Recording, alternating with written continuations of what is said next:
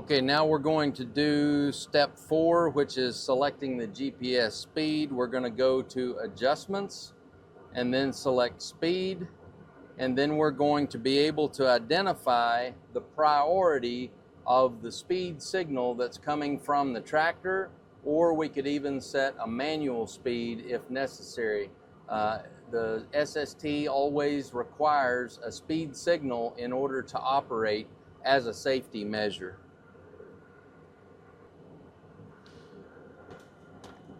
Next, we're going to be charging the hydraulic circuit, step 5A. We'd go to Info Diagnosis and select Hydraulic Charging, and then we would select Charge the System. And what this does is, like you would do normally by holding an SCV open, this will charge the system by pressing the charge button and holding it. This will run for a couple of minutes, but it will cycle through and charge the system as long as the motor return is on constant flow, and we have that set before we start the hydraulic charging.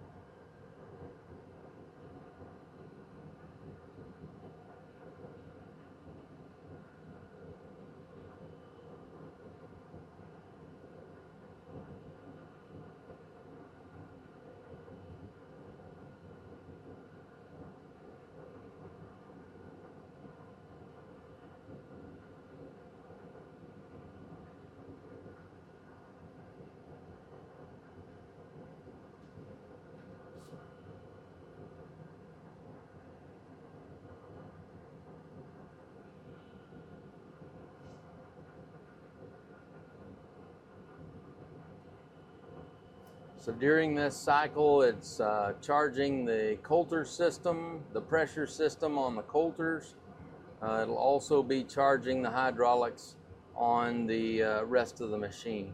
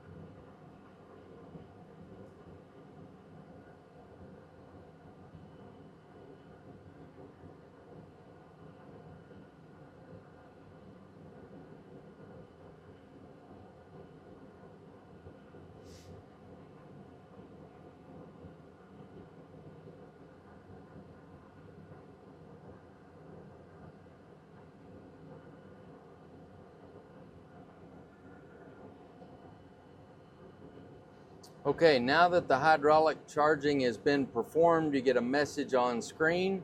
At this point, we have completed the hydraulic charging on the coulter system.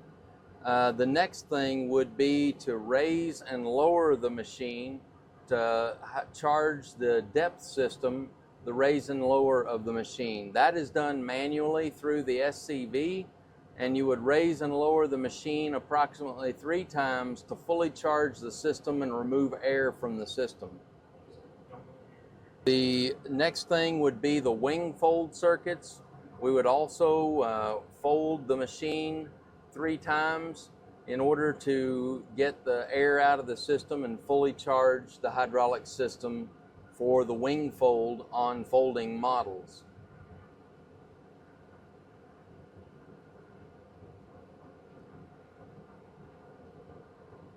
The same function can be performed with the disc conditioner to raise and lower the disc conditioner to remove any air from the system.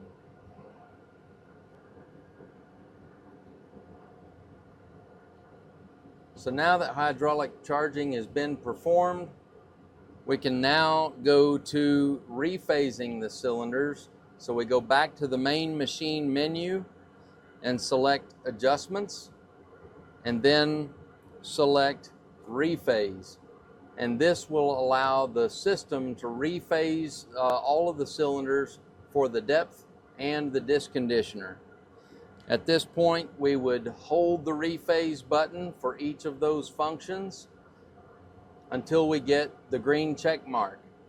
Again, the rephase for the disc conditioner until we get the green check mark.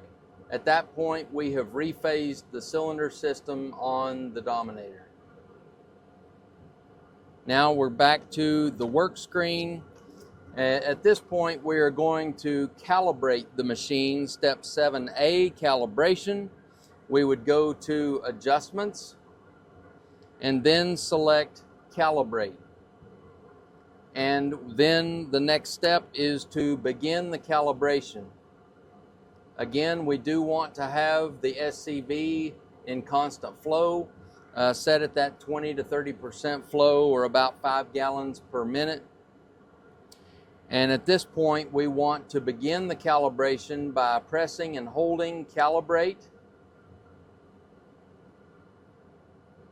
This will start to cycle some of the functions of the machine to let the machine understand where the sensors are and the function of each component.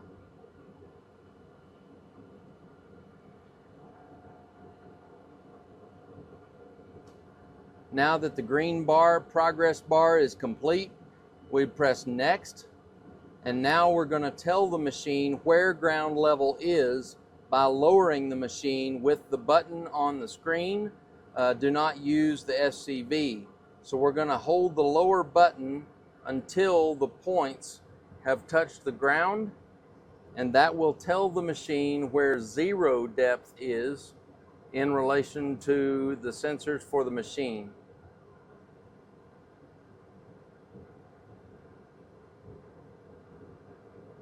There, our points have touched the ground.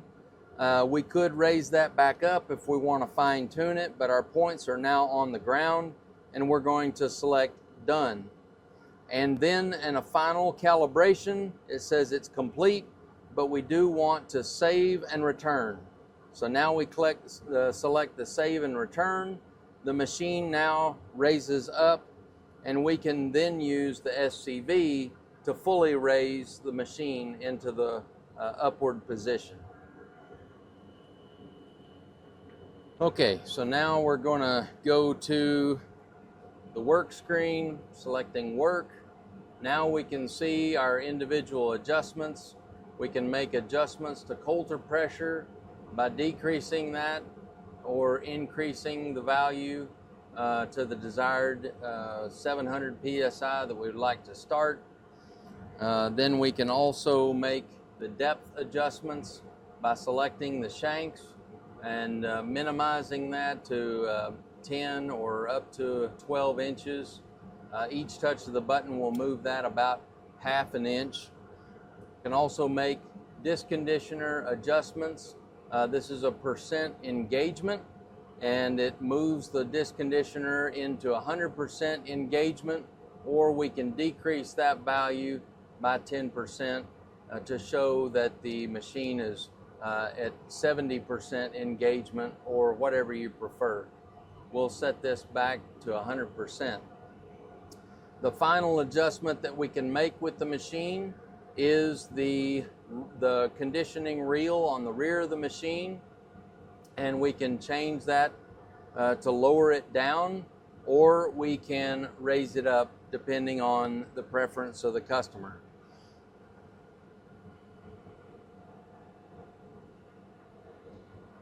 The machine diagram also shows us the position of the machine. So if we were to lower the machine into the ground, we see that the unit goes into the ground and lowers it into working operation. We can also see, as we make adjustments with the machine, yellow arrows that indicate movement or adjustment, just as if we were to notice the disc conditioner, if we were to decrease that value, the small yellow arrows show up on the screen to show us that that function is moving or making an adjustment. Once it reaches its set point, the arrows should disappear. We can also turn SST on or off. With the lower button, with the slash through SST, we can show the machine in off mode, or we can toggle it back to on. This is the indicator for the function, the correct function of the machine, the current function of the machine. So those are all the functions with the Dominator SST. The next thing we would have is the ability to use presets, and we can set, there will be several different presets that come from the factory, but they can all be adjusted. So you can look and see what the individual presets are for any of the given functions by selecting those, and the machine will move to those preset conditions for the machine. You can also operate the machine in a preset only mode. And preset only mode is accessed through the main menu in adjustments and then the presets tab. By selecting this, we can go in and make adjustments to the presets, or we can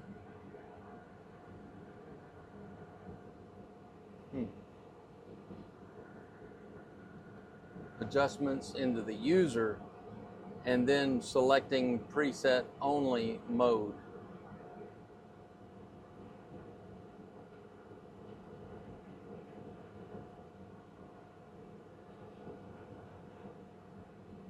Now that it's locked, if we go back to the main menu and go to work, only presets are available and no other selections can be made on the screen for making adjustments other than the predetermined settings for the machine.